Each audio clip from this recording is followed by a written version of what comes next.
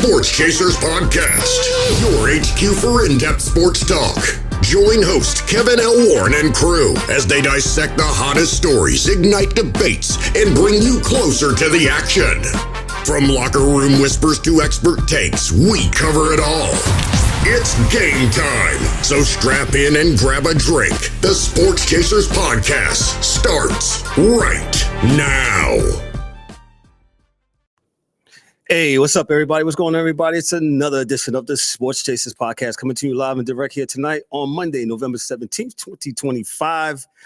Out here, 7 p.m. out here in the East, 7:04 to be exact, man. Make sure you like, click, and subscribe to our channel, the Sports Chasers Podcast. Make sure you also hit the bells for all the wonderful notifications that you'll get concerning all this great sports content. And those that's listening under the sound of my voice, give me that 1, 2, 3, 4, 5-star review, 5-star review. Love us or hate us. Let us know how we're doing, as you so eloquently do every week on all these social platforms that we're on. We appreciate you. We appreciate the haters too. Y'all keep it coming. Keep the thoughts, keep the opinions, and keep the comments coming. Just keep it clean, keep it nice, because we absolutely believe in getting rid of you if you don't. But with that said, let's meet the crew. DDubbz, good evening, sir. How are you? Yeah, what's up, man? Sports Chasers Podcast as we here Monday night Blitz, man. Let's get it. NFL, couple calls was absolutely crazy. Yo, check this out. If you got Chris Collinsworth saying on national TV it was bad, it's pretty bad, dog. I'm just saying. He don't say anything. He's usually a company guy. He's going. He holds the line. Yeah. So that's what I say. He's not saying anything, man. So I feel good today. I feel great. We're gonna have a great show, man. Hopefully the DA be on, man. I know DA's been lifing for him, but hopefully he'll get in so we can get in some of this college football, because I know the people miss him. Oh, and other thing, I'm representing the real Cleveland Browns. The Baltimore Ravens. Yes. When they were 97, I think. 98. Yeah. The real Cleveland Browns. Yeah. Shout out to all those that's in the comments. We appreciate you. Keep the comments coming. We thank you. It helps for the algorithm. We appreciate that, man. Let's meet the Angry One. What's going on, sir? How are you two? Yo, what's going on, Sports Chasers family? How y'all doing tonight, man? What's really good, man? Yeah, man. We're doing good, man. We miss you, man, but we're glad we're back, man. Miss some of the crew tonight, man. But like I said, we're going to get it in, get it done, man. Hey, it's football season, man, the Monday Night Football Blitz, and this is what we do, man. So let's just get into it. College football here. The top 25 rankings. Let me give y'all some rankings down here on the screen there. What I want to do. There you go. Either the lower thirds, make sure everybody's on there. The AP top 25 according to college football. Oh, I failed to forget DDubbz. At the very end of this college football segment, he's going to tell you how we can fix college football. So with that said, we ain't going to listen, but we'll ain't going to listen, but it's all good. We put it on out there, man. Yeah. Somebody else steal it. Yeah, somebody steal it, man. But shout out to Twin Box, because we got that. So yeah, no doubt. We keep receipts. All right, AP Top 20, Week 13. Ohio State, they still at number 1. Indiana, they blew out this weekend. They're number 2. Texas A&M, man, what a come-from-behind win over South Carolina the other day, Saturday, in College Station, man. Incredible, man. Me and DDubbz was talking about them like a dog. Like, how they losing to South Carolina? South Carolina's not very good this. I ain't gonna hold you. I think I went outside. I think I left. Yard work or game worth, man. So I think that was game worth there, and you went to go do some yard work. So Georgia's number 4, Ole Miss 5, Texas Tech is 6, Oregon is 7, Oklahoma is 8, Notre Dame is 9, Alabama is 10. Not a loss to Oklahoma the other day. We'll talk about that. Alabama's 10, as I said. BYU's 11. Vanderbilt is 12. Utah is 13. Miami's 14. Georgia Tech is 15. USC is 16. Texas is 17. Michigan is 18. Beat Northwestern. They said Northwestern has not won a game in Wrigley Field. They had their game at Wrigley Field the other day. forgot how many years they have not won, but yeah, Northwestern, who plays in Chicago, have not won at Wrigley Field. So we got that. Virginia's 19, Tennessee is 20. James Madison. Hey, if you don't know what James Madison is, I do. It's right off of I-81 on the southbound side. I forgot what city that's in or little town it's in, man. But yeah, you see it right off of Interstate 81. North Texas is 22, Missouri's 23, Tulane is 24, Houston is 25. So with that said, everything's keeping normal. Ohio State, DDubbz seems to think Ohio State has not had no adversity this year. None. And it's going to catch up to them. Go ahead, elaborate. It's going to catch them. Like I said, man, they ain't playing nobody. Same thing. We're seeing Georgia. Georgia plays UNC Charlotte next week. Oh yeah, please get into that. Come on, bro. Stop. Like, what are we doing? I mean, you're not playing. This college football stuff is bad. One, two. Again, shout out to my man. He went to Northeastern College. I came from. He's a coach anyway, but he's having the same situation. His team won a bunch of games, and it's a committee that selects the teams that go to to championship, whatever, right, in that division, in that conference, whatever he's in. And again, they need to go back to the computer, let the computers pick, because the committee definitely don't get it right. And they bias, and then they got their own agenda for whatever, for these teams and whatever. So like again, when we was talking about earlier, and I don't know, somebody might have came up with this already, and I'm not saying that I came up with it, but what I'm saying is get all the teams that's competitive, the teams that that claim to be the powerhouse teams, and put them all and divide it all up, just like how the NFL got the conference. And fight it out like that, and these teams play each other, and the whole goal is you got to make the playoffs. And if you don't make playoffs within a 5-year period, then you got to get this is where DA comes in at the relegation. You get out of here and let another team come up that could come up. So basically, DDubbz is saying there should be some kind of 3-tiered type of system. So you have the first tier with the upper echelons where you have possibly, like the NFL has 32 teams, maybe 32 of the top college programs, those 32 teams. And guess what you have to do?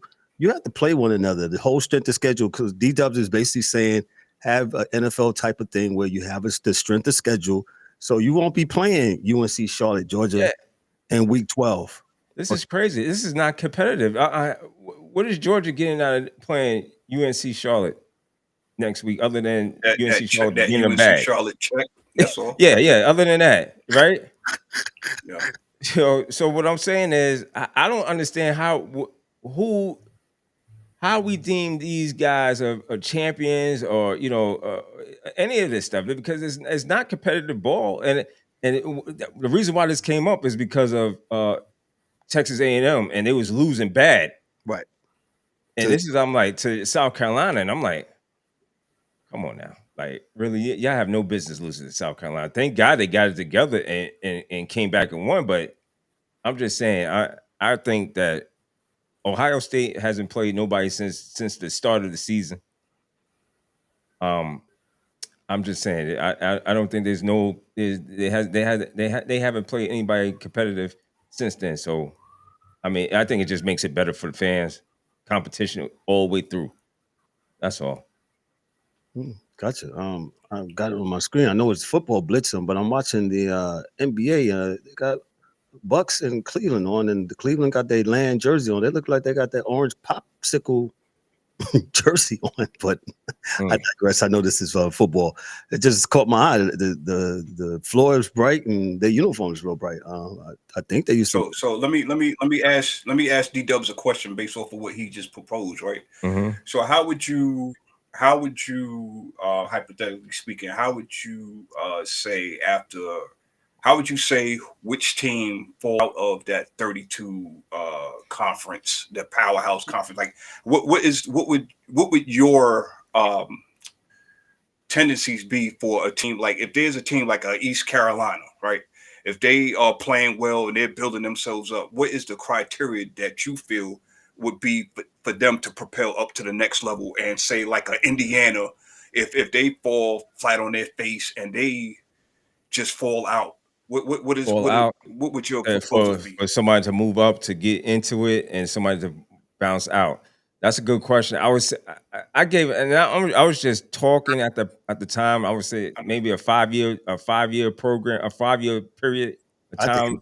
It's 5 years you should be able to build a program up with it, and that also gives the coach a little bit of a cushion as well. I think to keep the coach without firing them and get some cohesiveness a little bit. I mean, and if you drop out, that's necessarily that you can't get back in there, but you're gonna have to, again, if you're gonna have to work your way back up into it. It's a 3-tier system, he's saying. Yeah. So you have upper A, you have the B, and then you have the C. And C being the lowest, you have to work your way up. So work your way into that system, because we're not getting the best games. And I'm just saying, man, because that's what they tell me. Indiana's ranked 2. Do y'all really believe Indiana's a 2 team? When you put them against Alabama, Georgia? No, we're going soon to find out, because look at the conference they're playing, right?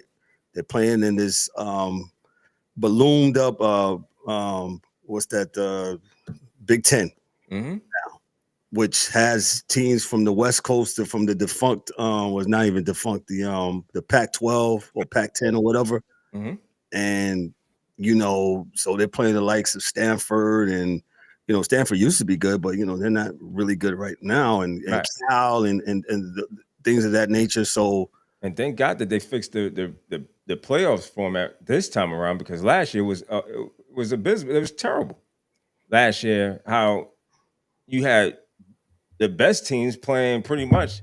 I think the best teams played the best teams, and then the lower teams ended up getting by. So those teams wasn't that good. So yeah, once you get there. So the teams who had all the most wins, I guess, or who was better, was on one side of the bracket, say on the left bracket. Yeah. Teams that were not good, they was on the other side of the bracket, and they played each other instead of just meeting somewhere. They had an easier way to get to the championship. Correct. You know what I'm saying? And I don't think that's not, you're not proving that unless you're just trying to fudge the numbers to try to make it look like these lower teams are really good, and they really not that good. And we all know. I mean, anybody that's watching, come on, man, you already know. And like or off the rib, like no, you know what I'm saying? Like no. I mean, they trying to drag and get Miami and Notre Dame. Oh yeah. They certainly are. I mean, Notre Dame destroyed North Carolina State on Saturday. So, but yeah, we'll see. This is a good way. We're just talking, people. We're just talking, and I could be wrong, and I'm fine. If you got a better idea, but keeping this as status quo can't be the answer. I'm sorry. Yeah, I agree. I definitely agree. Let me move on to the game we was talking about, the Texas A&M and South Carolina Gamecocks game, Texas A&M, and this is from the AP from CBS Sports. Texas A&M, number 3 now, eased a 27-point halftime deficit to beat South Carolina 31-30. The comeback is the largest in Texas A&M's program history, surpassing a 21-point rally in 2013. Notably, no team in the Southeastern Conference had ever won when trailing by 27 or more by halftime. They're a lifetime 286 record until this past Saturday, I should say. Texas A&M quarterback Marcel Reed threw for a career high. He was slinging that thing around in College Station on Saturday. He had 39 yards and 3 touchdowns. Reed's first half was disastrous. He had 2 interceptions, a bad interception, a fumble return for a score, putting A&M down 30-3 at the break. And DDubbz, we was joking. Yo, I was about to go. I said, man, Texas A&M, man, you're a damn fraud for this, for being down at 30-3 at the break. And then in the second half, A&M's offense and defense flipped the script. They outgained South Carolina heavily and held South Carolina to just get this 76 yards in the half. Some of the key plays, a 4-yard touchdown by E.J. Smith with 11 minutes left gave AM its first lead. And that once Smith scored that touchdown, you can see South Carolina. You can see it in their eyes that was it. It was game over, and they wasn't going to catch him no more. A 76-yard catch by Ashton Bethel on Roma set up a touchdown near the end of the third quarter. That was a huge one. AM's defense sealed it up by sacking Lenore Sellers on consecutive plays to force a 4th and 16 and stop the final drive. Been a little bit disappointed with Lenore Sellers on his play this year. I don't know if he's taking the back seat, but I expected more after the year that he had last year. With this win, Texas A&M is 10-0, 7-0 in the SEC, and in the strong contention for the college football playoff and the SEC title. For South Carolina, the collapse is historic and brutal. The Gamecocks blew a huge lead and continue a loser's skid. Coach Shane Beamer called the half disappointing, so to speak. Go ahead, DDubbz. You had something on this. No, I didn't have much on it other than congratulations to Texas A&M. But that was going to be a bad loss for them if they to suffer right now at this time. That would just give them one loss, if that. Yeah, that would have given him one loss. However, I think it's still late. No, I'm sorry. Yeah, that would have given him their first loss. Yes. First loss. Yeah. But it'd been pretty, I would consider this pretty late, right? Late in the season, which is not really, that's not where you want to start losing games at this point. But, but definitely to South Carolina. So, but kudos for them for, mustering up some energy to get through that game. But yeah, that's all I have on that one.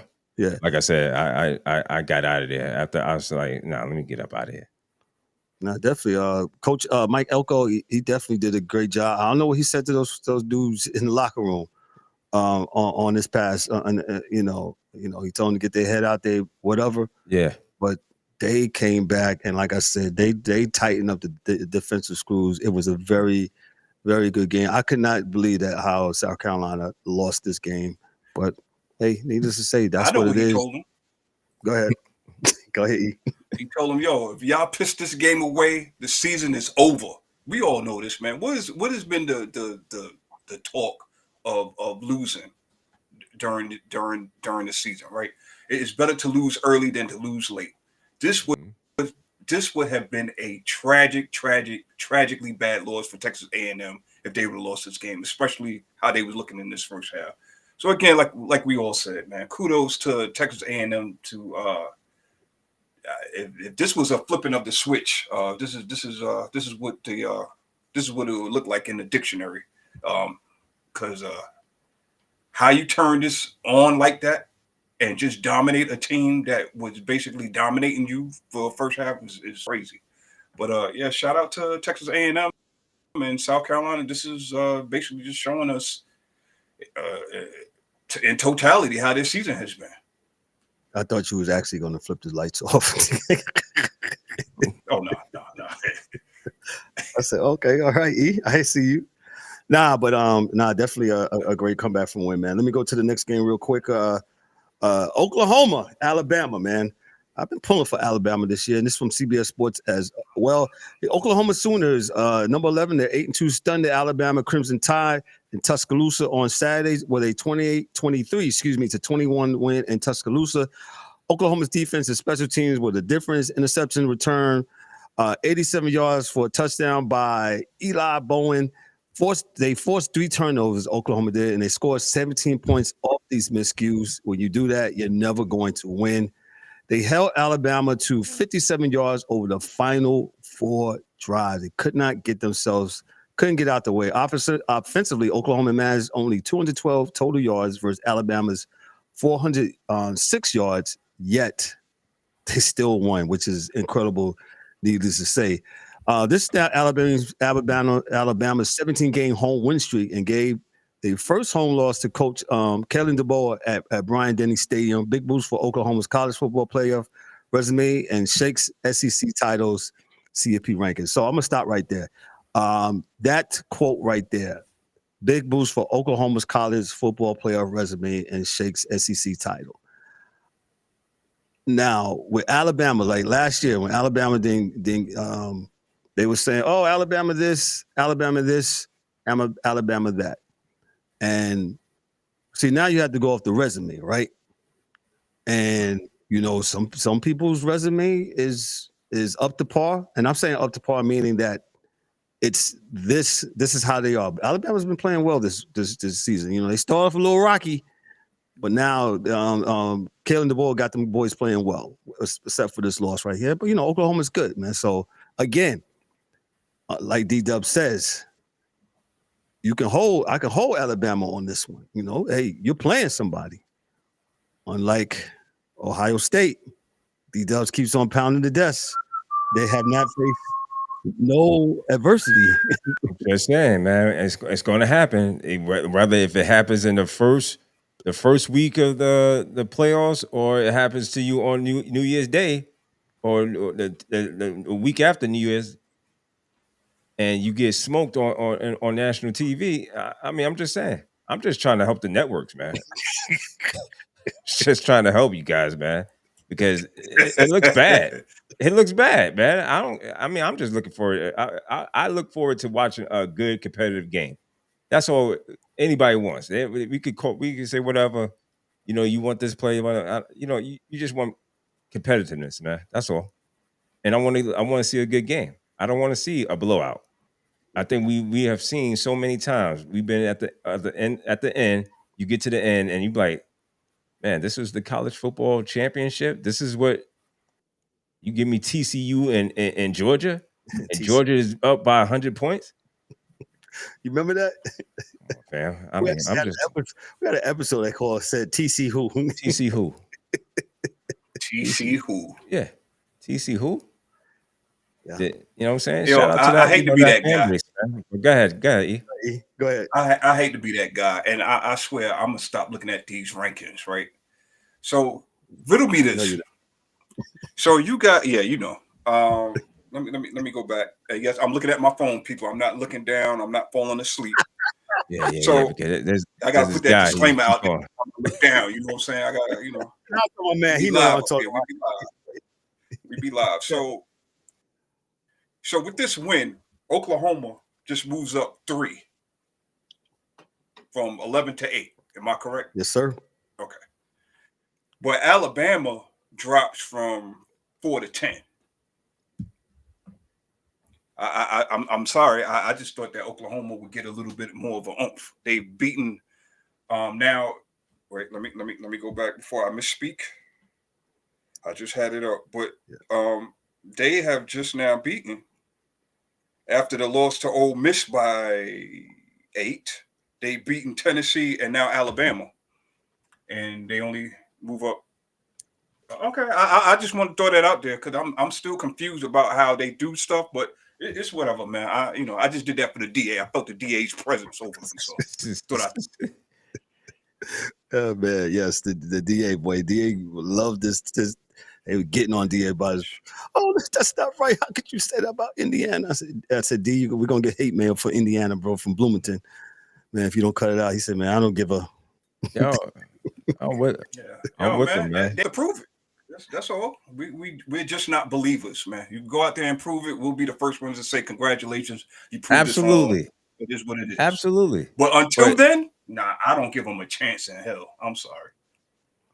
But this is what I'm saying. Like this ranking system, and this whole thing, and like I said, at least I know it's not NFL, but at least the NFL, listen, you got a chance to make this playoffs. You don't play some good games during the regular season, and you get to the playoffs, and that could kind of shake everything out. You kind of figure out who's who, what's what. You know what I'm saying? But this thing here, man, I don't know. Like I said, we've been a proponent, me and DA. I think E. I don't know, E. You might think you agreed to like going back to the computer. Yes. 100%. And you're able to put in, certain things that criteria that the teams got to have and to meet up and all this stuff. So I think which would make a whole lot better, and you'll get a better product.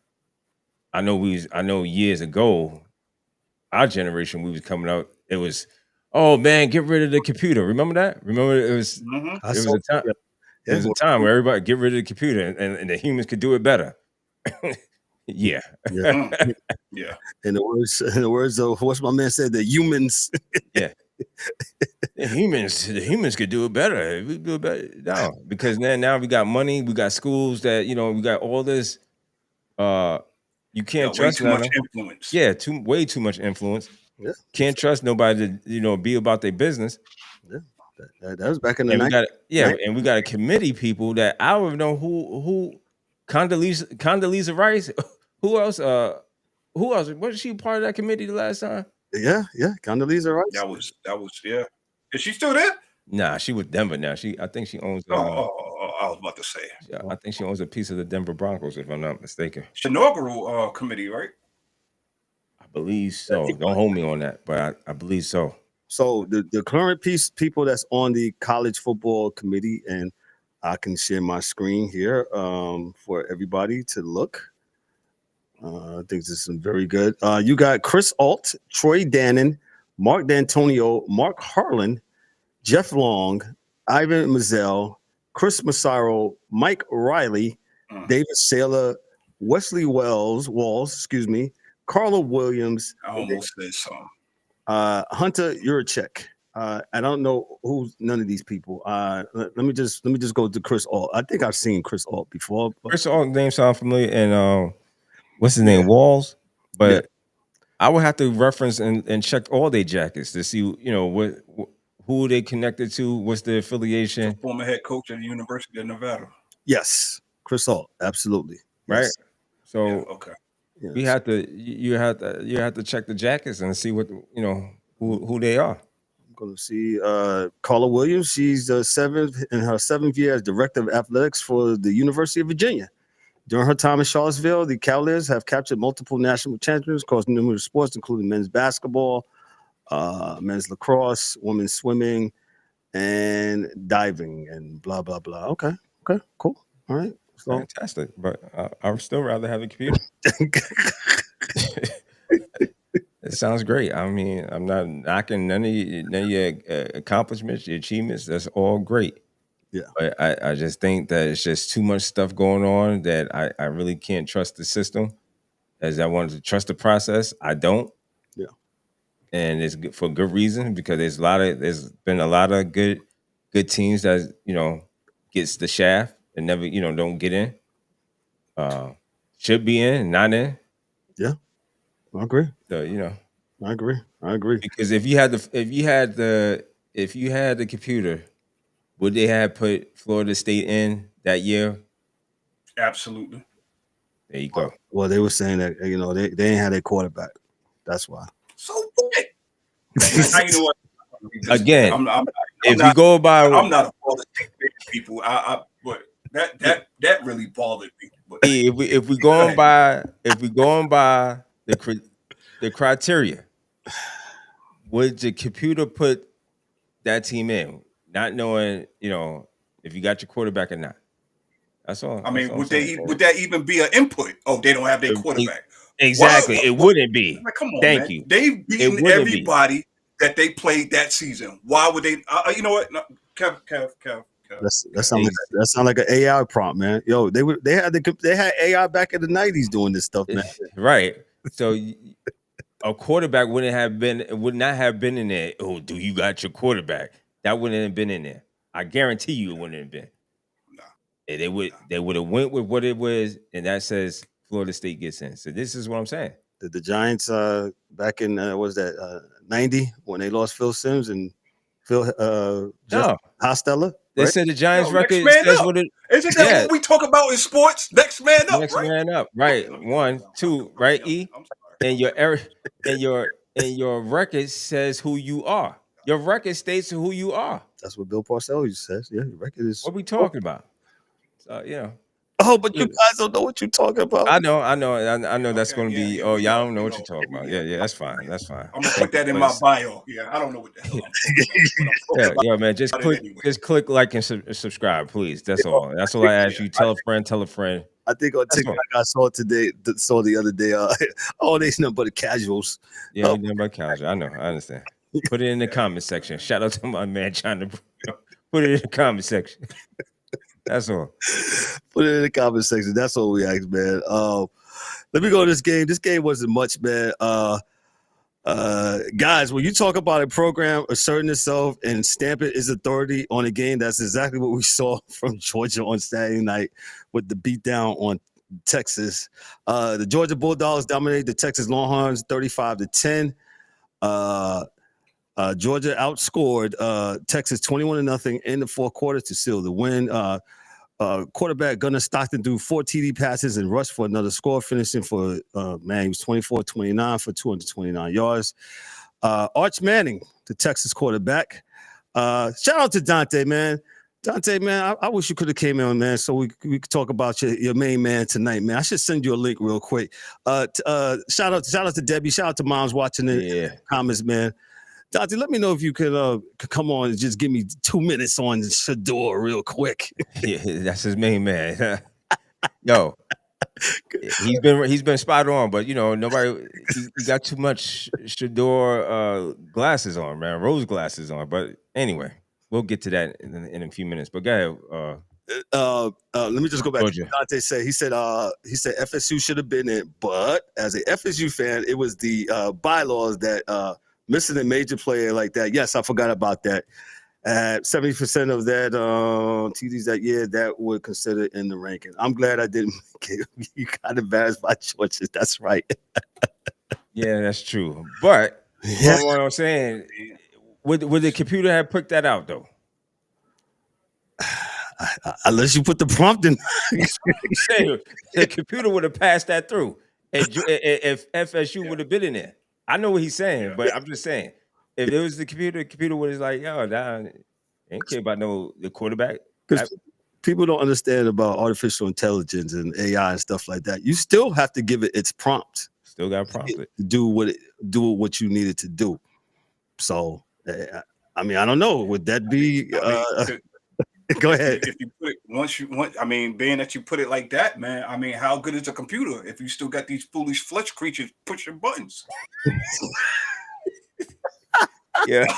I'm just saying, man. Yo, shout out to my man Megatron, kid. Old foolish flesh creatures. Anyway, foolish flesh creatures, man. Yo, you went back and got that one.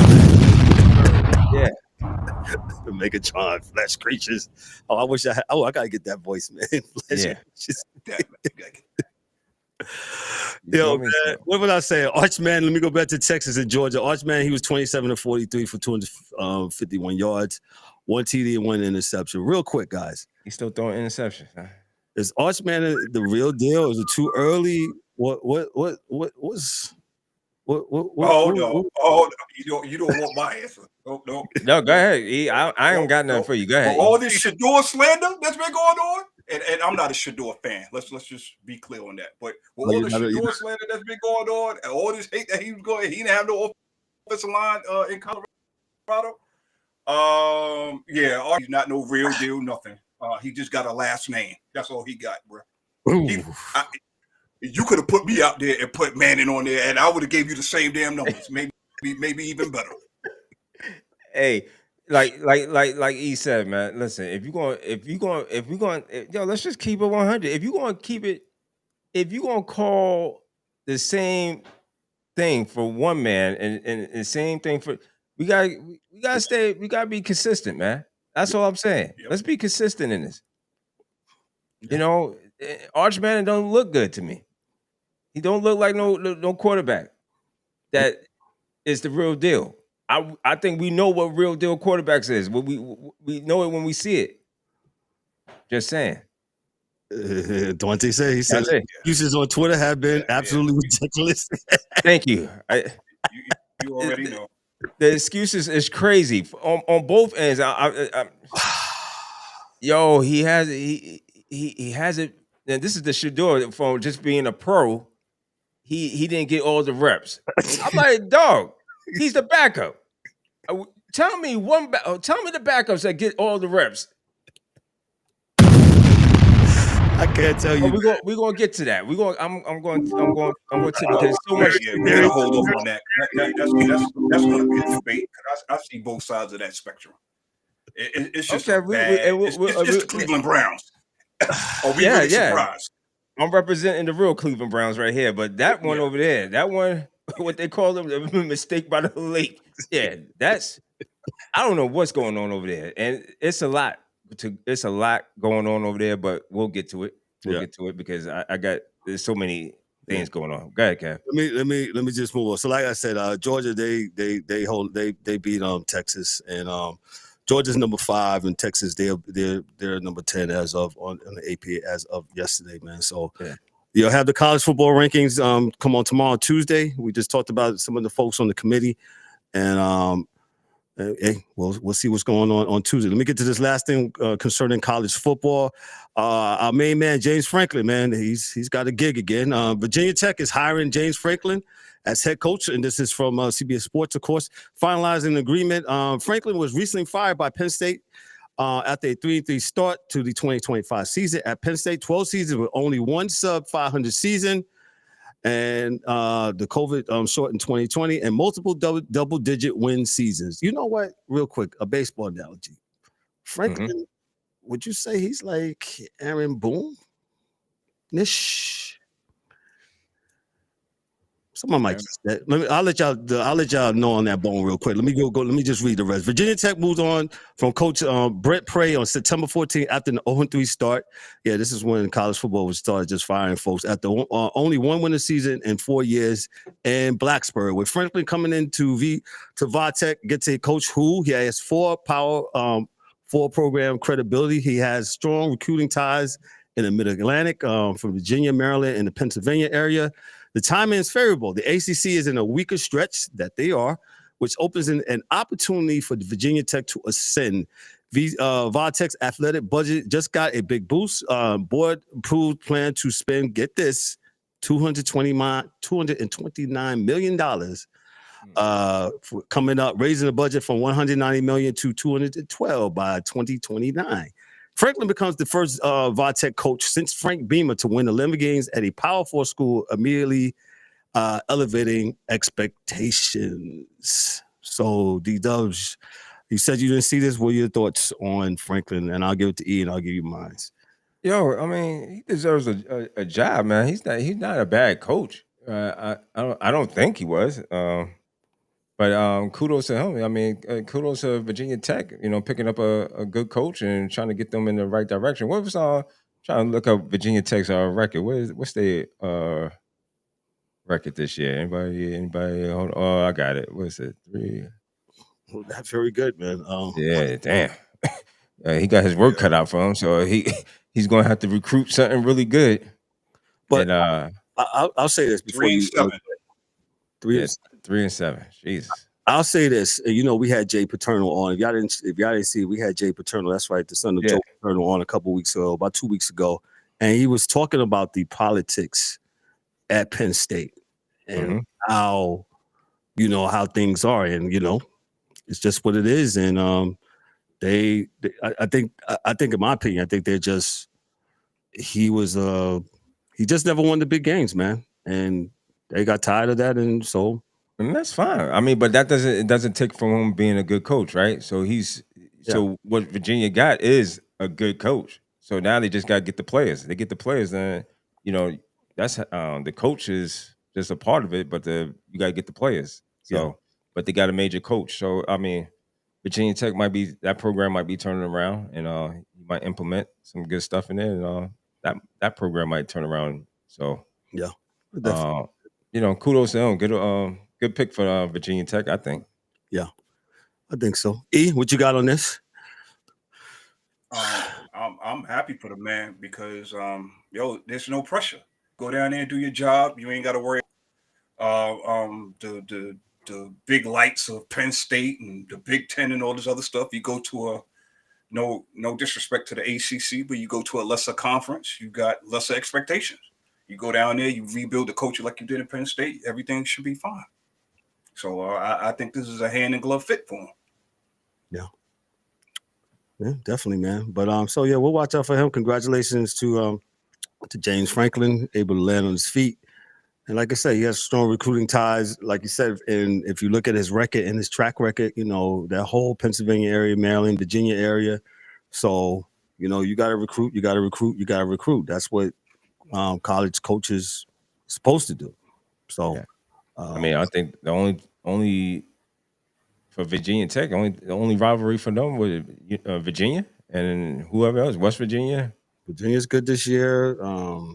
Who else? Florida State. Oh my God. Sorry, Dante. Yeah. Who else? I can't think right now. UVA. That's it. That's all. I was gonna say no, not Clemson. Clemson's in the mighty. No, Clemson ACC. I'm sorry. They beat Miami. That whole pipeline, Miami, Clemson. So they're so trying to keep Miami in this. They are. But I think as far as Virginia goes, he should have that pipeline sold up, man. Yeah. I would say they're so trying to get this Miami thing in. It just Miami and Notre Dame. Just yo, man. Yo. They try hard to get these. Never mind. Drag them in there. Yeah. Okay. Yeah. Miami missed out last year, man. Not taking care of business, not handling business. So I can't hold you on that, man. I can't hold you. Let's transition to the National Football League, and I'm going right there. I'm going right there where we was laughing at about 10 minutes ago. I'm going right there. Wait, do you want to start with there right then, or do you want to start with violence? No, we're going. I choose violence today, so we're going. Right. Start with the violence, man. It's got to be Jalen Ramsey, because go ahead. I want to let you set it up. Yo, man, because, yeah. I choose violence that all day, every day, and you know, I think the coaches would have been twice that Sunday. Yeah. Let me go to this game here.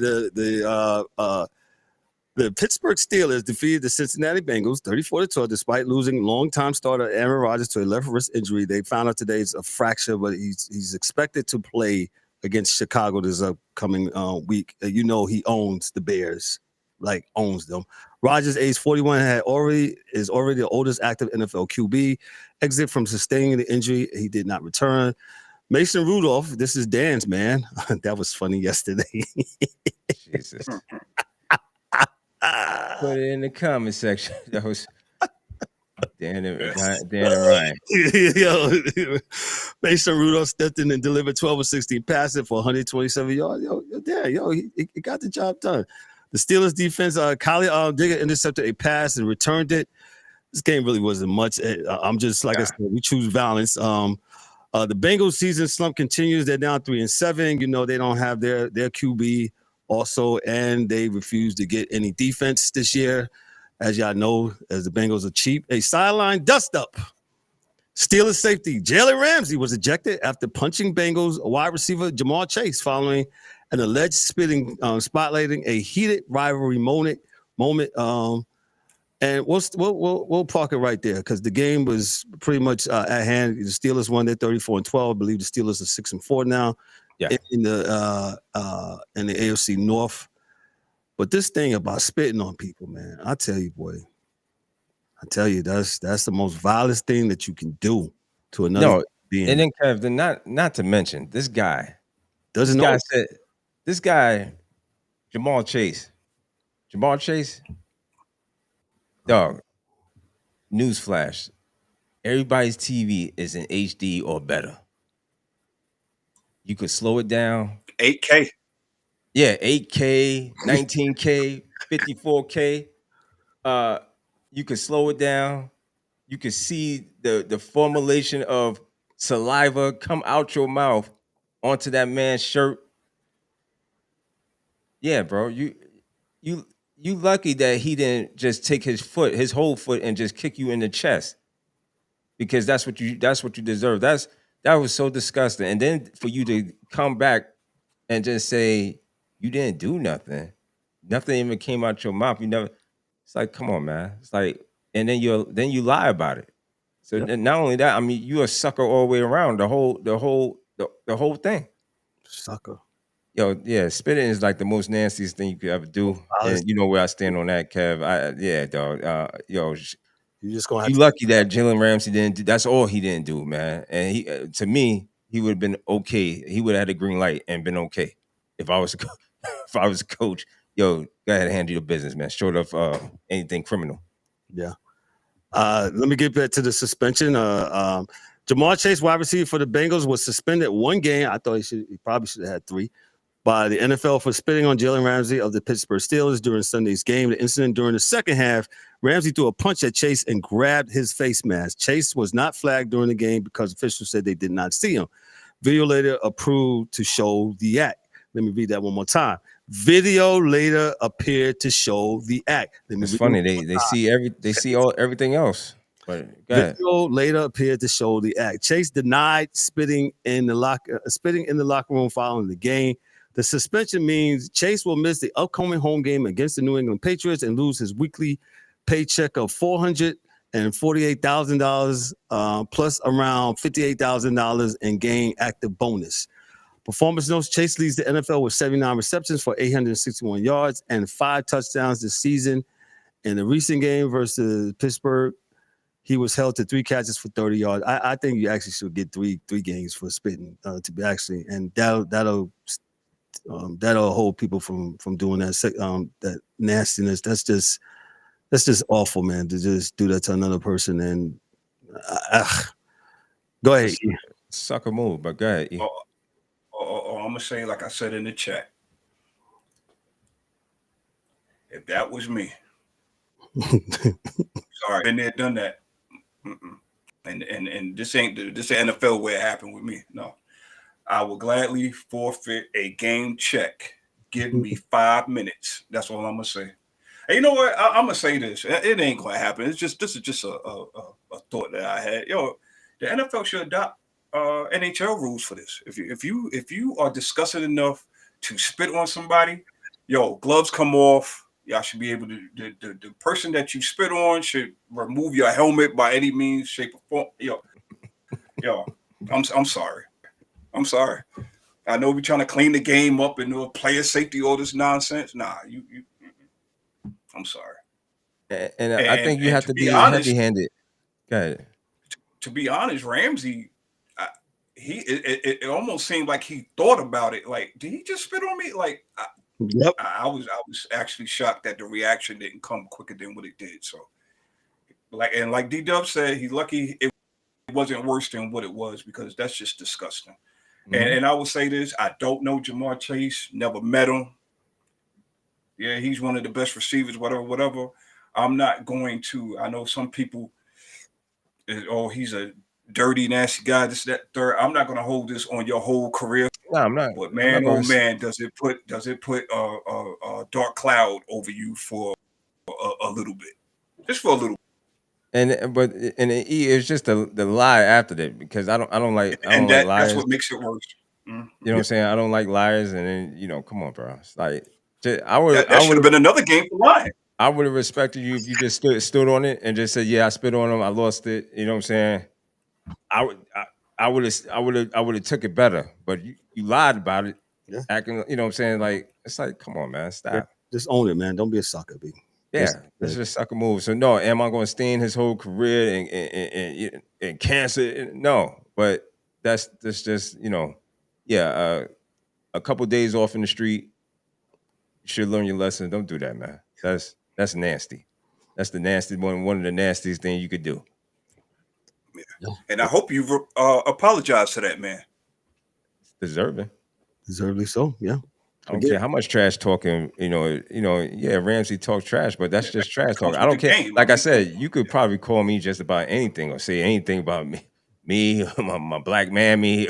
Yeah. You can say anything, but you spit on me, dog. Yeah. Don't put your hands on me and don't spit on me. We're good. Yeah, that's it. I'm done with the violence, kid. Let's go. With the violence. Let's go to another feel good story. Not another feel good story. Chase's Nation. Hey, let's dig in how deep the Chicago Bears leveraged the turnover battle to pull off another thrilling comeback. Yo, the Bears, man, they keep on just winning. The Bears defeated the Vikings 19-17 on Sunday after a dramatic finish. A 56-yard kickoff return by Devin Duvernay set up the game-winning 48-yard field goal. That was dope if you didn't see it.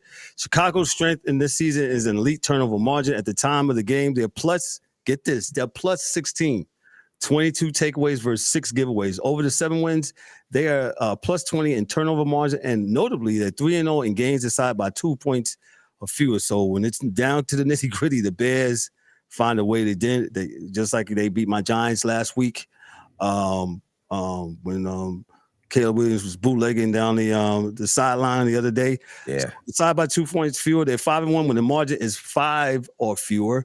The Vikings have taken the lead with just under a minute remaining when quarterback J.J. McCarthy, hit Jordan Addison on a 15-yard scoring strike, but Chicago responded immediately. McCarthy's stat line, he's 16 of 32, 150 yards, 1 TD, 2 interceptions. His passer rating is 47.7. His 5th career start, he threw multiple interceptions, one of which, check this out, came when Kevin Byard picked him off to help tilt the momentum. Chicago's quarterback, Caleb Williams, he's a rookie, as we know. He's 16 of 32, 193 yards. He didn't turn the ball over. He ain't no rookie. It's his second year. His second year. I'm sorry. Ben Johnson credited depth and group effort, saying we just kind of cycled around and who's stepping up to the plate, getting us to the win. I think that's what's good for the team. The Vikings' final drive started deep in their own territory, which put them in a disadvantage, and the Bears' special teams flourish. I got a question. Go ahead. Chicago, are they going to win the division? 7-3. Green Bay is 6-3. I don't trust. Detroit is 6-4. I don't trust Green Bay, especially seeing them against my Giants yesterday. Mm-hmm. I don't trust them. Eric, what's Detroit's record? I thought he blacked the screen out. Oh, Detroit is 6-4 after a loss last night. And that game was awful. But I will say this. I will say this about Chicago, right? It kind of feels like Minnesota a couple years ago when y'all New York Giants went into the playoffs and beat them because they was beating the teams by less than 4, less than a touchdown or whatever. They were just getting by or whatever, but a win is a win, right? And then it got exposed in the playoffs. So they may win the division. I don't expect them. They're a little ahead of schedule. We see what Ben Johnson has done for Caleb Williams. You can see the maturation. You can see that he's gaining knowledge. He's gaining more confidence. And as I always say, as a quarterback, you need that. You need that battery in your back, man. Yes, you got to have your own accord. You got to want to be great, but you got to have the people pushing you to be great as well. So, J.J. McCarthy. Uh-oh. He got all the first team reps, right?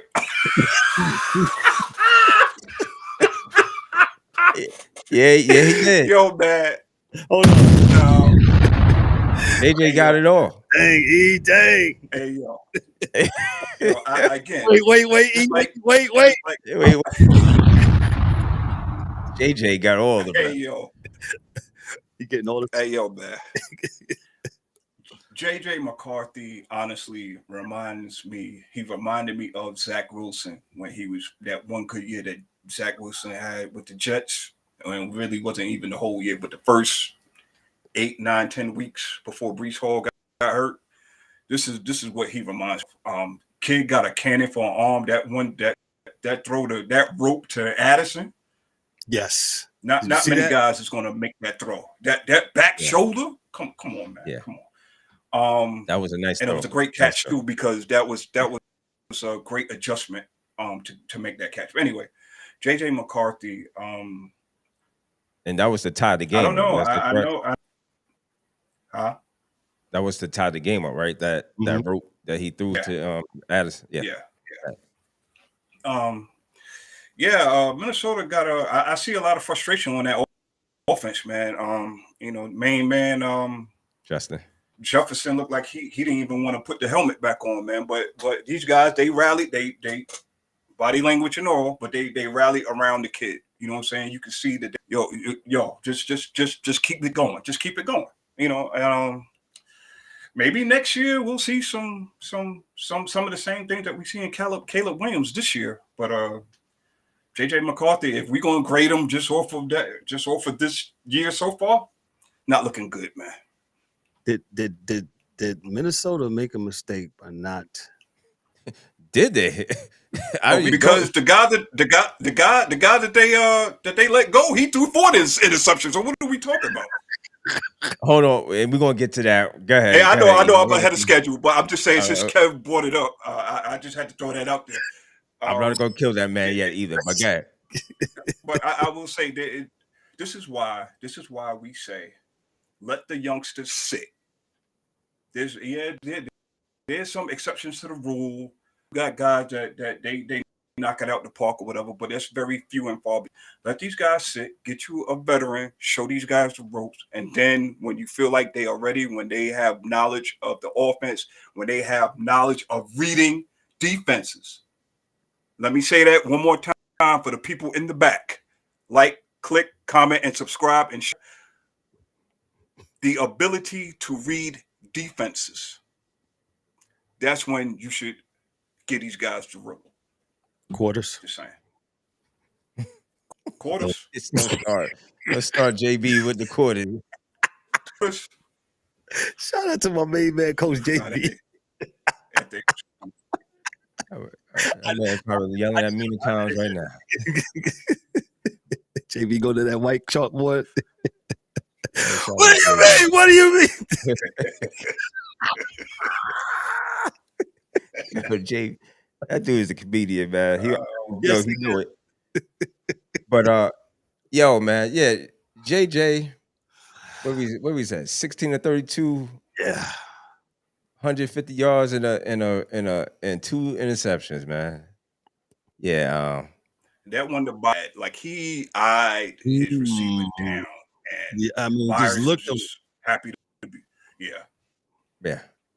I mean, he got to get better, man. And again, goes back to what you said. Not that Caleb Williams had a similar numbers, 93 yards on 16 or 32. What's going on with the Bears is all Ben Johnson. I think it's Ben Johnson. That's correct. Willing, it's him. It's his doing, coaching, everything, to get the Bears and position them where they at right now.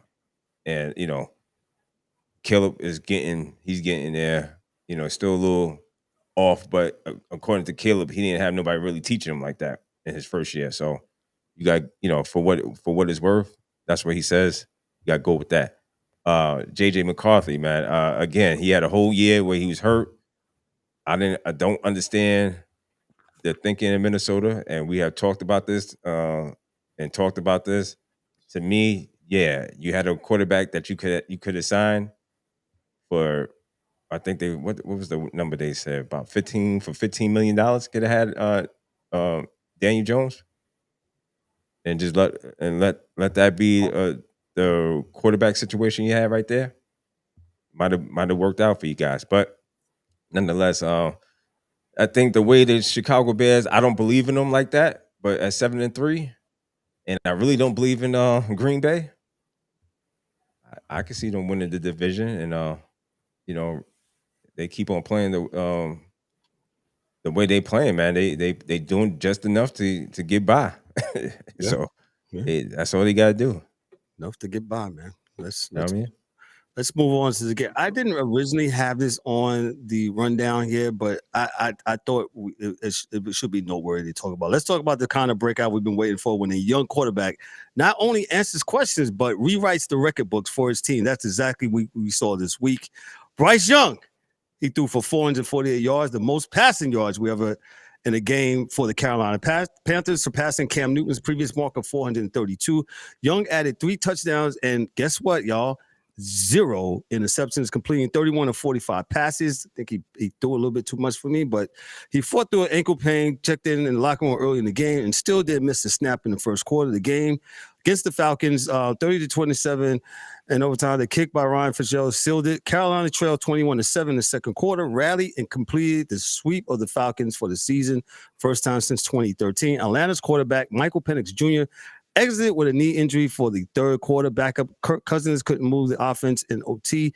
Falcons rookie running back Bijan Robinson ran for, that's a bad dude right there, ran for 104 yards and 2 TDs. Yeah, no, I'm sorry, I don't know why I keep say rookie, man. But Robinson ran for 104 yards and 2 TDs, yet their defense and secondary injuries left them vulnerable. Panthers now are 6-5.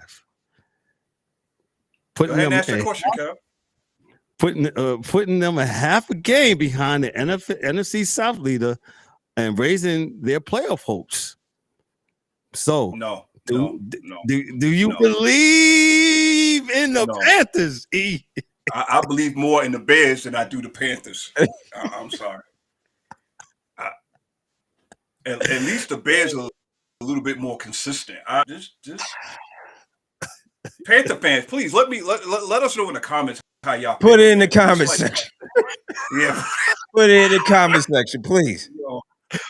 Where's Lackey at, man? We need the Mad fan back. Where's Lackey at, man? Hey, yo, man. Yeah, he's showing his team some love. This team is so up and down, left and right to me, man. I still don't know. Bryce Young, who are you? What kind of quarterback are you, sir? Are you this guy? Are you the steady guy this week? Apparently. Are you going to continue he's a 45 this? time throwing quarterback, but go ahead. Oh well, yeah. I mean, yeah. I mean,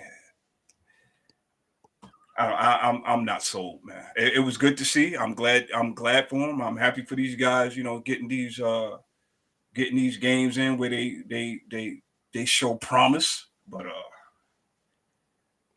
this season is crazy. The Carolina Panthers are 6-5. That is crazy. But anyway, there's no dominant.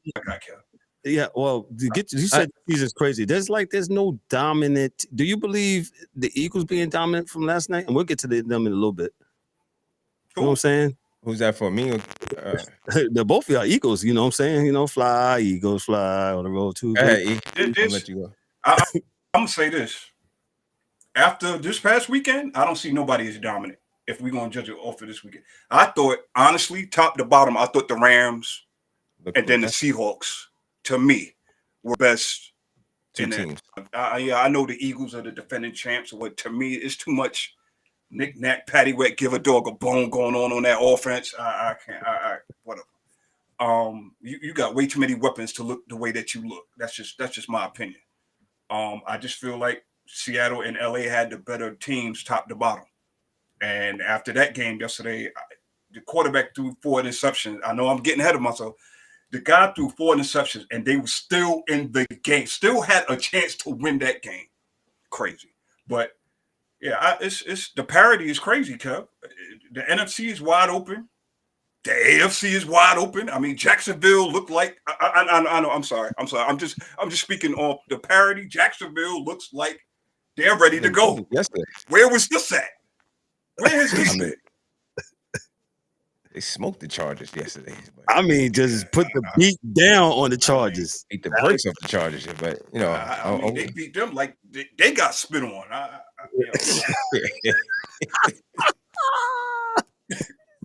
Just saying. Yeah. Kev. It's good for the league, though. I would say it's good for the league. It's good for the fans. Your team, unless you're the Arizona Cardinals or the Cleveland Browns or the New York Jets or the New York Giants, your team possibly is still in the hunt. So go ahead, D. Yo, check it out, though. But let me get back to Carolina since, I had some comments, man. We don't give Carolina no love. Hey, man, Carolina they put the game. No, you know what? I mean, let me not even hold y'all. For real.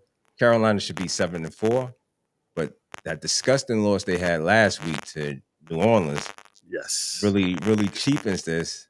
And this is why I can't really. And you tell me that they lost to the people in a team in the division. I don't care, man. Especially that team in your division is trash. No way you should lose to them. I understand that they know you and that. Yeah, I get it, but it's not like that team is that good. Facts. You understand what I'm saying? So yeah, it kind of makes it. Yeah, they 6-5. They still probably gonna have trouble with Tampa Bay, even though Tampa Bay took that L against Buffalo. I don't trust Buffalo. I don't really believe in. This goes back to There's definitely there's parity in this league this year. I think it's up for grabs this year. I don't think as good as we think Philadelphia is. I think I think they could be had at any given Sunday. But Carolina, shout outs to them, man. Bryce Young, I mean, he slung the ball. He had a couple of good throws. There was a Xavier Legette sighting. My man was T. McMillan. McMillan was catching balls. He had 130 receptions, 130 yards reception, 8 receptions, 2 touchdowns. Man, he was cooking. It was good. Bryce Young was good. It's just again, I'm with E. I'll probably trust the Bears more than I trust Carolina because Carolina has just been so kind of inconsistent, and with the wins. So we'll see.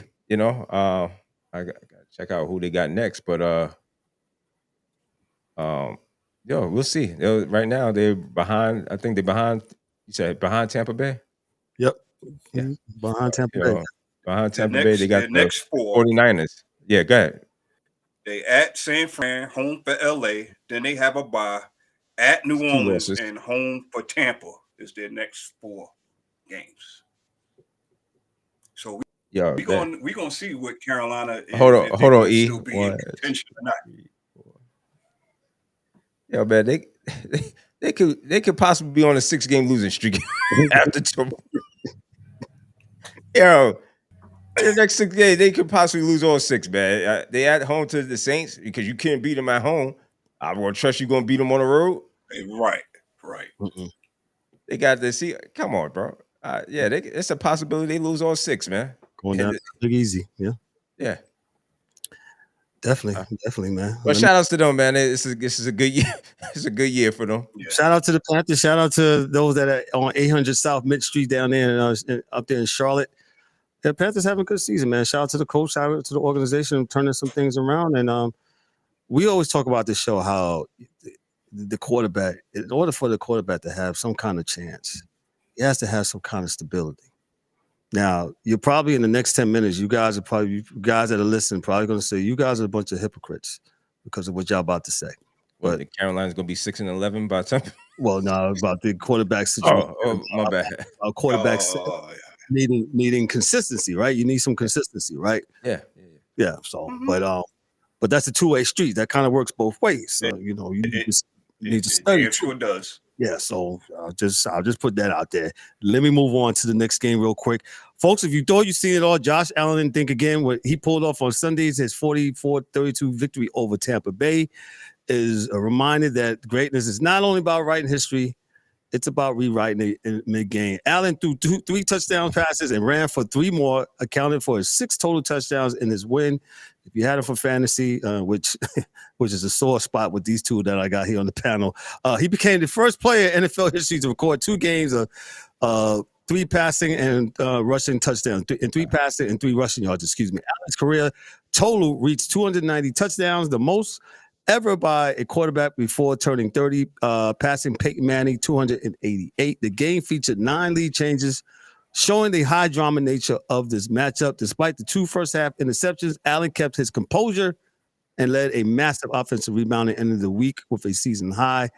The opposing quarterback, Baker Mayfield, he was 16-28, 173 yards and 1 TD, plus a rushing score, but his team couldn't match Allen's dual threat dynamics. The Bucs running back Sean Tucker ran for 106 yards and 2 TDs, plus a receiving TD. Strong effort, but not enough.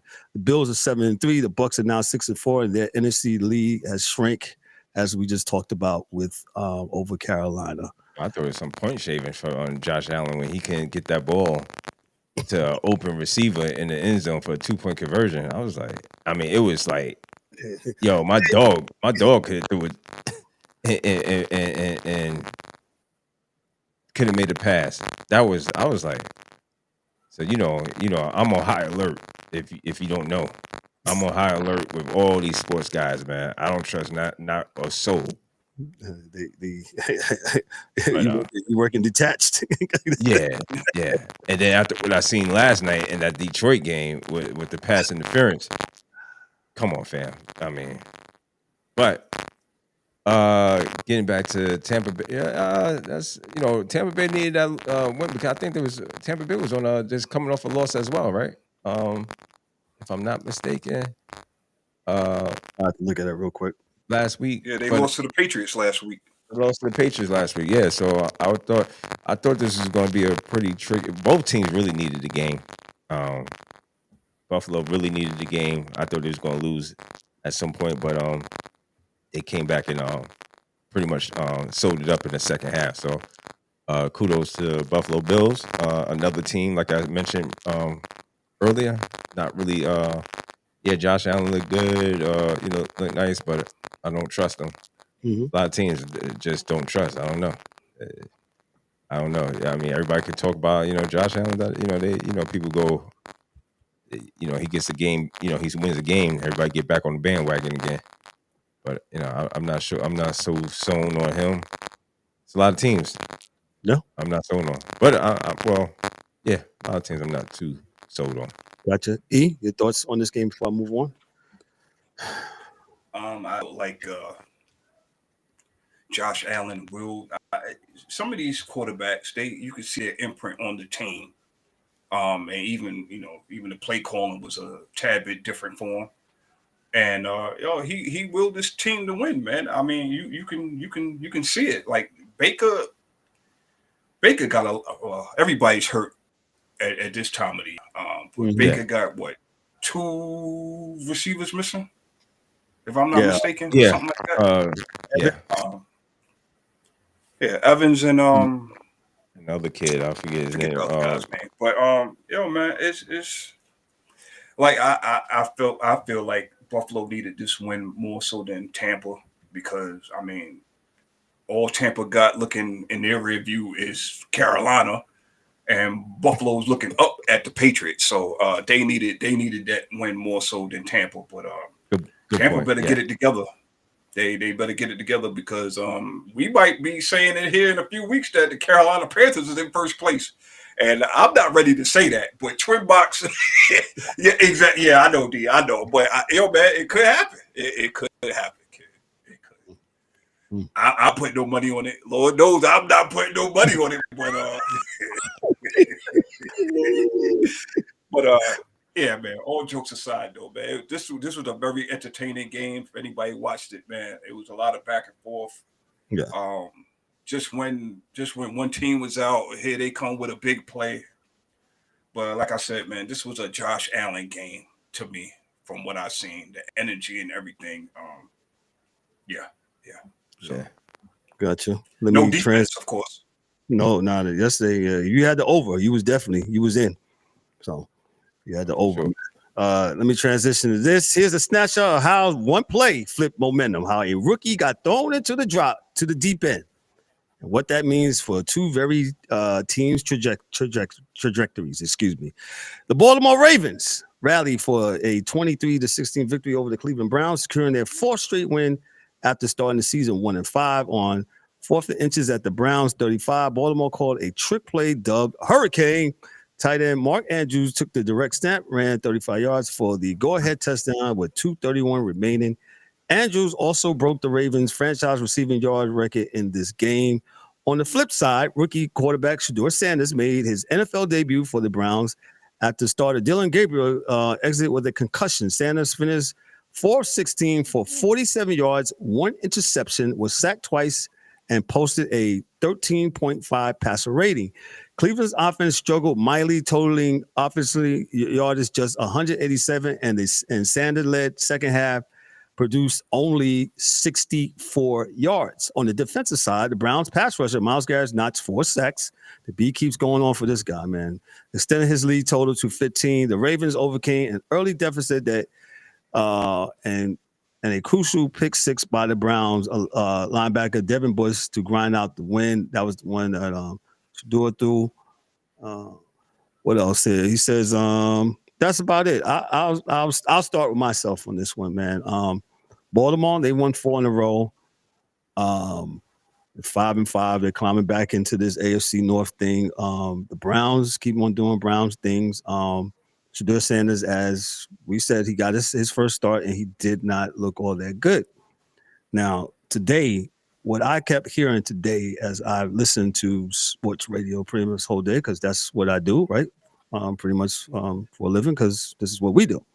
So, you listen to sports, hear everybody's takes and all that. And, and some, even yesterday, some people are saying that,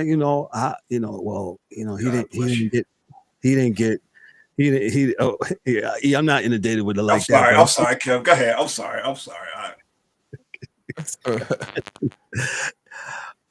Say, oh man, he didn't get all the snaps. When does the backup quarterback? I just want to know. I've been watching football for a very long time. Only play on a high school level.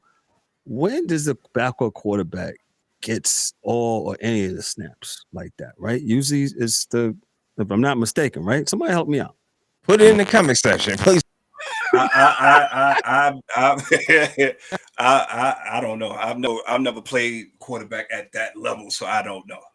So, any of you, Steve Young, or any of you, Cam Newton, if anybody want to call up, y'all would enjoy the Sports Chaser to have a discussion. Put it in the comment section, please. Put it in the comment section, man. Yeah. You know what? That's a T-shirt we need to get. Put it in the comment section. Nah, it's probably. My man already got it out. He's good. Oh, yeah, that's right. I just need to buy his. Hey, put it in the comment section. Yeah, we'll buy it from him and support him. Listen, we always say this. We always say this, right? Yo, it's a two-way street, like Kev said earlier. Yo, the player always has to be ready. You never know when this opportunity is going to happen, right? This is a 50-50 for me. The Cleveland Browns, not the old Cleveland Browns who Daryl's wearing the hat for, the version 2. Cleveland Browns. Yeah, the version 2 or whatever. Yeah. Anyway, the clone. This is Megatron to Galvatron. Go ahead. Yeah. Respectfully, Auntie, I know you in the comment section. I know you watching, but respectfully, Auntie, just close your ears real quick. Yo, what the fuck are y'all doing in Cleveland, man? What are y'all doing? Okay, listen. You had 4 quarterbacks, if I'm not mistaken, once upon a time. Okay. You man Joe, old reliable, right? You trade him within the division. Okay, fine, whatever. Then I think you cut the other guy. I don't remember. Yeah, I forgot his name. Zappy's still on the team, right? Zappy, I think. I don't know. Nah. Was it Zappy? I can't remember the other guy's name. I know you told me, but they got rid of him. But go ahead. You sold on your man Dylan Gabriel, who doesn't look like much to me. He has flashes, but it is what it is. He's a rookie quarterback. He gets hurt. You hurt the next guy up, who's also a rookie. Mm-hmm. When is it going to be said that coaches, if they are indeed coaches, have to do a better job protecting the most valuable guy on the field, right? It's a quarterback, right? Isn't that what we've been told for the last, I don't know how, quarter of a century or whatever? They're the most important. I thought Shedeur, when he got into the game, I thought he was back in Colorado. No offensive line. Nobody knew how to block. was coming straight up the middle. The center was over here to the right, helping the other two, the tackle and the guard, block one guy. But of course, nobody's going to talk about that. Shedeur Sanders, you didn't get first team reps. Okay. Did you, sir, go out? We've always heard how the great ones went out and did one-on-ones with their receivers. So by any chance, you didn't pull like any of your rookie or second year receivers just to get a feel for what's going on? You didn't Offensive line just come guys. over to the guys on the line just so they can hear your cadence. Listen, people, these things are important, yes. However, this is a lose-lose situation in Cleveland. You didn't want the guy to begin with. You didn't want him. The owner wanted him. Coach didn't want him. GM didn't want him. Okay. So what are y'all going to do moving forward? Last time I checked, Dylan Gabriel was still in concussion protocol. Don't know if he's going to play this week. So I would assume if he's still it's been confirmed that he's starting against the Raiders this week. Oh, Gabriel. Okay. No, not Gabriel. Shedeur. He's going to start. Shedeur. Okay.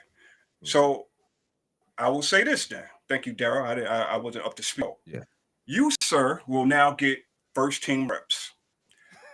I will be closely watching both Shedeur and the coach and his offensive line because I'm gonna be watching too. Yeah, because that was an absolute shit show that I saw. You're supposed to protect your young quarterback. You're supposed to protect your quarterback. You left him out there for nothing. He didn't help himself at all either. Too. Yeah. Yeah. So it's a lose-lose, man. And who they got this week? Who Cleveland got coming up? Raiders. Well, Los Angeles. Las Vegas. Yeah, I'm gonna push back just a tiny bit. I get it. You have to protect your quarterback, but as we knows, right? If you're the quarterback, you step to the line of scrimmage. When he came in, the Raiders kept showing 8, 9 people, 7 people coming to the line of scrimmage.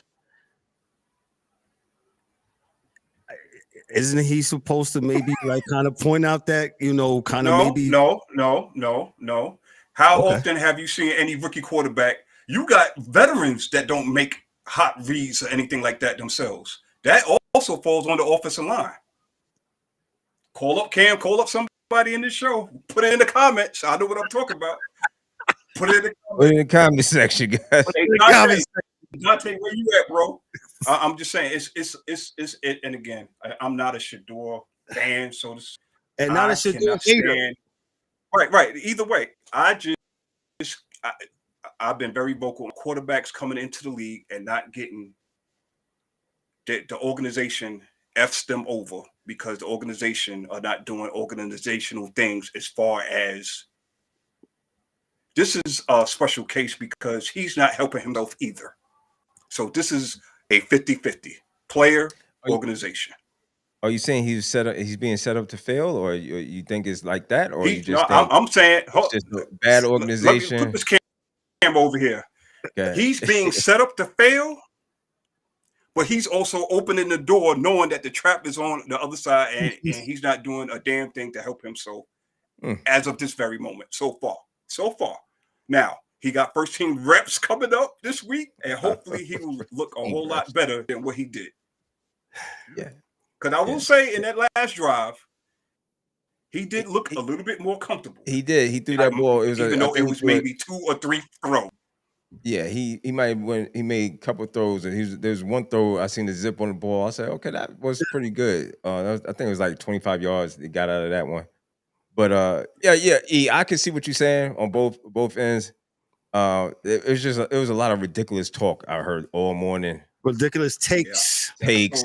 God bless, because I couldn't do it. Yeah.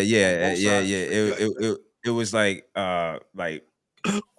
journalists that was like fanboys, man. Like it was actually like being a fanboy if you're a journalist. Yeah, you supposed to call it like it is. Call it like you see it, man. That's all I'm asking, man. And I'm like, yo, it was It was like, yo, now, and I know these people. These are some people Hall of Famers, some people journalists that have been around the game, and I'm like, I know y'all know that backup quarterbacks are not getting all the snaps. You know they're not getting all the snaps. Nah. Dylan Gabriel was getting how? Dylan Gabriel is a third rounder for crying out loud. He needs all the snaps he could get. I'm just saying.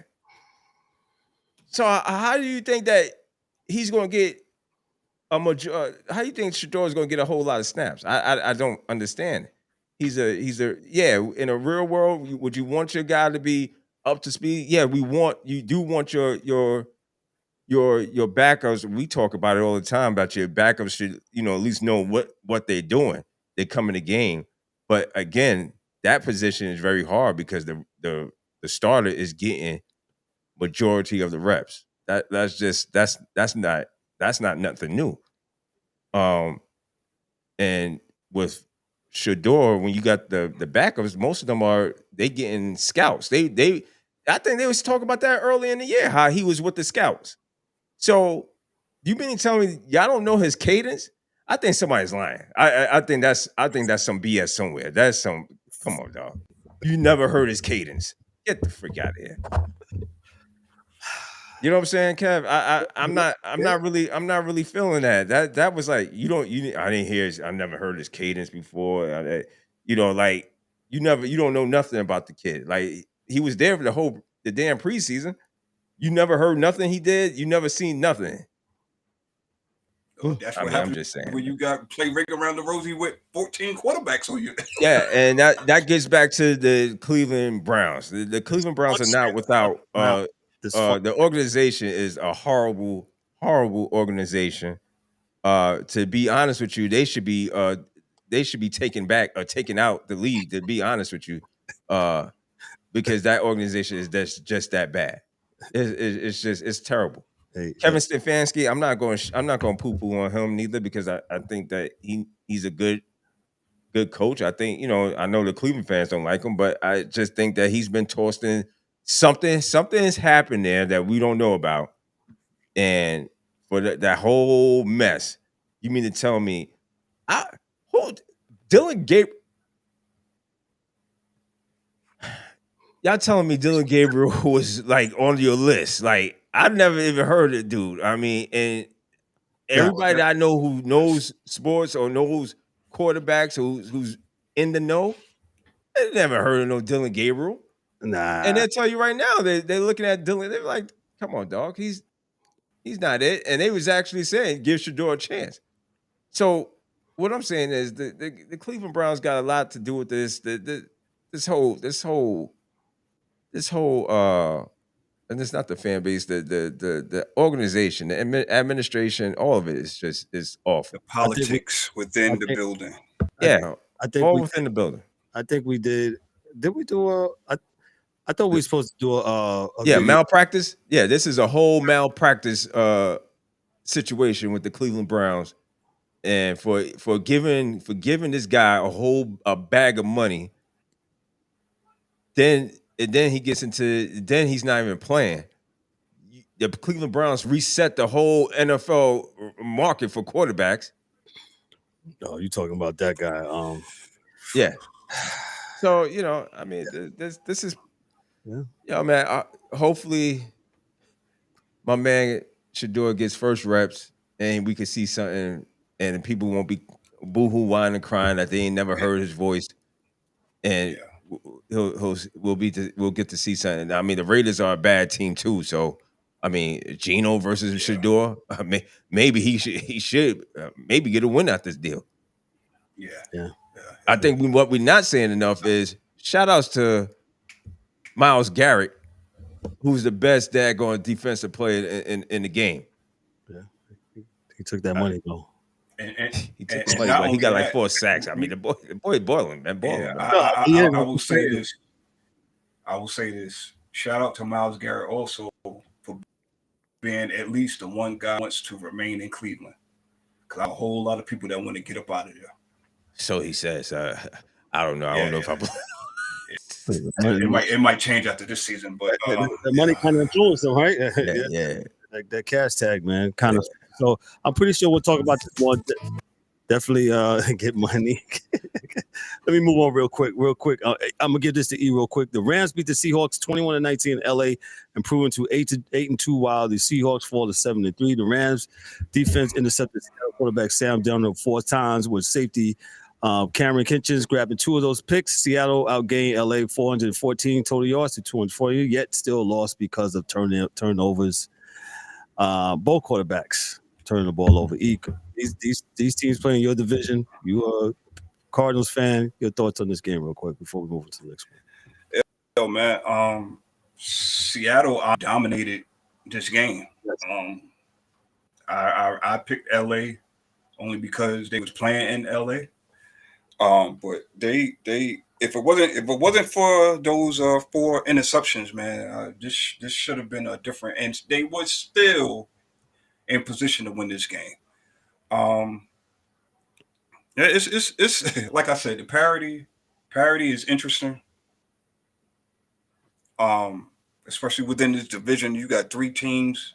You might have 3 teams out of this division that might go into the playoffs. So, no, and they're not named the Arizona Cardinals. But anyway, yeah, that's a whole mess. But I told y'all that was going to happen. Anyway, man, Seattle, you played one hell of a game. Your man Sam Darnold throwing the ball to the other team or whatever, that basically looking crazy. Yeah, that basically was yo, man. I always felt like I was watching somebody play Madden, man. I'm like, yo, you threw another interception, yo. Hey, cut the game off. Cut the game off. Yeah, but these 2 teams, I feel like they're going to see each other again in the playoffs, man. Matthew Stafford, he's steady. He didn't turn the ball over. 15 to 28, 130. You really didn't do a whole lot, but Seattle. One thing about Seattle's defense is not going to be a whole lot of after the catch. If you catch the ball, they're going to put you down right then and there. So, wasn't a whole lot for the LA offense to muster up, but they got the dub. So, gotcha. Makes sense to me. Let me move on. Folks, tonight with the AFC West, when the underdog became the storyline, let's talk about how the Denver Broncos stole the spotlight from the Kansas City Chiefs and what it means moving forward. The Broncos defeated the Chiefs 22-19 thanks to a game-winning 35-yard field goal with time expired by Will Lutz. It was Denver's 8th straight victory, bringing their record to 9-2, while Kansas City falls to 5-5. The Chiefs' dominance of the AFC West, they won it every year since 2016, is now under a serious threat. Broncos quarterback Bo Nix hit a 32-yard strike to Troy Franklin to put Denver in the position for the winning kick. Chiefs tight end Travis Kelce scored his 84th career TD, a franchise record, with a 21-yard pass from Patrick Mahomes, but an extra point was blocked. Kansas City's performance in one-score games is troubling now. They are 0-5 in such games this season. Denver's defense made the big stop when they had to. The win is significant because it came, at home. So, Denver continues to do their thing as they are left with their 11th straight win at home.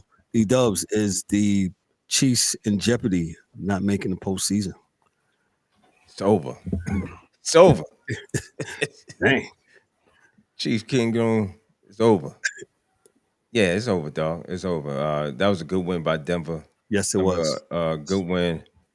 They go.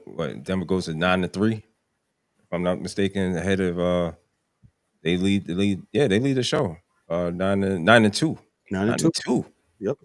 Yeah, I think this might be a wrap. Provided if the Chargers could, put some games together and beat the Chiefs again. Chiefs, suffers another loss. And let me see what it look like. They got it's over. They got the Colts next week. Cowboys, Texans, Chargers. They got to go versus the Chargers. No. Yeah, they're home with the Chargers. They got Tennessee, and then they got Broncos again in like 4 days for right, Thanksgiving, right? Yeah. No, they got the Broncos the Christmas. That's 12/25. So yeah, that's Christmas. So yeah, man, I think it's a wrap for Kansas City. I think this is going to be the year. They haven't been that great. You know, they had a couple injuries, but they haven't been that great at all. I think the reign of the Kansas City Chiefs is over. I don't think they have that mojo to get it back. Mhm. You know, but like I said, I think there's more kudos to the Denver Broncos, another team that I don't know 9-2, and this is a 9-2 team that I'm really not sure Hmm. about them either. We're gonna see once it gets down to it, man. Denver has won a lot of games at the last minute too. They took the win against the Giants, got Yeah. that win back. A couple other games that it was kind of close games that Denver ended up winning. I don't know. I'm not too sure about Denver either. But they've been pretty shaky. Yeah. The Cleveland, not the Cleveland game. The Eagles game they Yeah. had. You know what I'm saying? That was another close game. Mhm. And they gutted it out and won the game. Possibly could have lost the game, but right now they're 9-2. I don't 9-2. Do I really do I feel strong about them? No. But I think they did enough. I think they did enough. They did their job to beat Kansas City. That was a win, a good a good significant win for them. So Good. E, you got anything real quick before we move on to the next game? I'm Last. gonna just say Kansas City got way too many teams that they're looking up at. If they get into the playoffs, it's just some of these old lesser teams done fell back That's to what's up. earth. And I mean, yeah. I mean, Texans is 5-5. The Ravens is 5-5. Jacksonville 6-4. Chargers 7-4. Buffalo 7-3. Yeah, there's too many teams up in front of them, man. I mean, they have to do a I'm lot not of going to work. say that it can't happen because it's Kansas City. You know, they Sure. may have to call in the special treasury to get the refs back in their pocket, but I don't. Yeah, I have to see it to believe it. Let me move on real quick to our last game on the rundown here. The Eagles improved. The Philadelphia Eagles improved to 8-2 with the win. The only NFC team with more than what they said here. The Lions outgained Philadelphia 317 yards to 272, but yet came away with 0 successful conversions on fourth down attempts. Yeah, when I read that today, I said, Dan Campbell. But that's who he is. That's what he does. I don't even fight it no more. People crying. Oh, look at Dan Campbell. Yo, that's What was like 12 points he left on the board, I believe, if I'm not mistaken. Yeah, Couple. he did. But this is what he is. This is what and he's going to live by the sword and die by the sword. So the only touchdown of the game, 1-yard quarterback sneak by Jalen Hurts late in the second quarter, with the rest of the scoring coming via field goals. Eagles defense stands out. Jalen Carter, Jordan Davis, and Jalen Phillips and N'Kobe Dean were specifically called out for the impact. The Lions, who ended averaging 31.4 points per game, were held to just 9 and failed to convert critical opportunities inside the red zone, as we alluded to about the Dan Campbell of going for these fourth down plays. Despite offensive struggles, only 135 passing yards from Hurts, 83 rushing yards from Saquon Barkley. The Eagles avoided letting the inefficiency derail them. Now, let me just say about this. This game wasn't all that, so to speak. The Eagles are winning in spite of their offensive struggles. I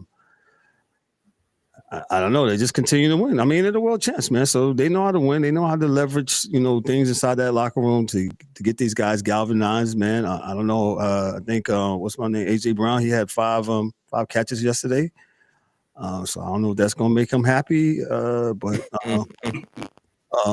Lions head coach Dan Campbell was calling plays and still could not jumpstart the offense. The win further comments Philadelphia's position to take the top seed in the NFC and leverage home field advantage. So that's my take on that. DDubbz real quick, and I'll swing it to Wait, Ian. what you said about AJ Brown? 7 receptions for what? 49 yards?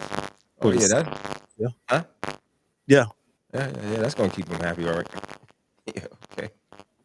We'll see, man. As long as they keep winning, they all right. Nobody's jumping out the window, man. But this was not a great game to watch. It was terrible. Very hard to watch. Yeah, Jared Goff, man. Where's Michael at when I need him, man? This is Jared Stafford. Jared Stafford. This guy was like, I was like, what is going on? 14 and 37. He just didn't look like nothing to me, man. But Detroit, man. Something is definitely missing from last year. Shout out to Jamar Gibbs because no shout outs to him. Never mind.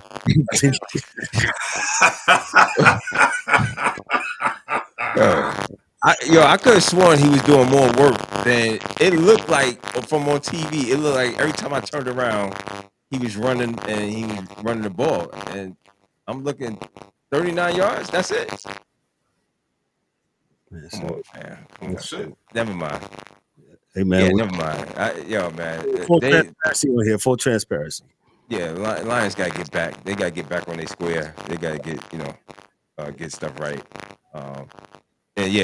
What you said about Dan Campbell, man. He is who he is. He's been like that. That's always. Ain't no sense crying about it. Ain't no sense of. Yeah, I know. It's like, for crying out loud, for God's sakes, Jesus Christ, could you please? But that's who he is. That's who he's been. So ain't no sense. Like you said, ain't no sense of crying about it. But playing like this, the Lions ain't gonna get too far. I'll just say it like that. No. E, what you got for this? The Lions had 21 total rushing attempts for 74 yards. That, Darryl, is the reason why Jared Goff went 14 for 37 for 255. The man is based off of play action, but if you don't have any action to play off of, this is what you're going to look like. Yeah. I don't know. And I was looking at the score. Like, this is relatively a close game. It wasn't like, the Eagles was up, 13-6 at the half. So you should still run the ball, which I thought was part of the Lions' identity. But I thought so too. This is what I'd be saying about the inconsistencies of these teams, man. You lose. I'm not expecting you to win every game. That's just not realistic. But to lose and not look like yourself and not play like yourself, I can't buy into that. And that's why I'm a conspiracy theorist. That's why I believe this stuff is rigged and all this other stuff. But I will say that for another show. Man. Right now, if the playoffs was to start right now, the Detroit Lions would not be in it. That's crazy. They did it to themselves. They're not handling business. And like DDubbz said, there is something not right with this team from last year. I don't know what it is, but I hope they find it for their sake. Yeah. And it could be just not rushing the ball, man, because you got Jamar Gibbs and David Montgomery. And that's what it was, because I was seeing Jamar Gibbs catching the ball. So his receptions was high, but him running the ball. Yeah. So that's what it was. But when the yards after the catch was crazy. Like he was getting it. But yeah, the run game was lacking from what I could see. David Montgomery, 26 attempts, 27 yards rushing last night. Come on, man. Both of them combined, that's getting nothing out of that.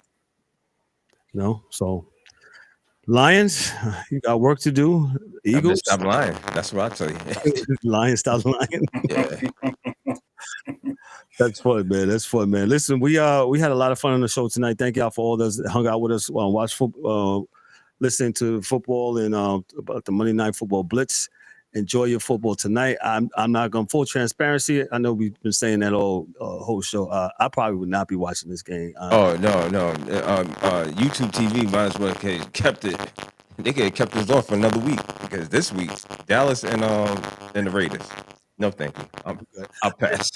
I'll watch the Knicks and the Miami Heat.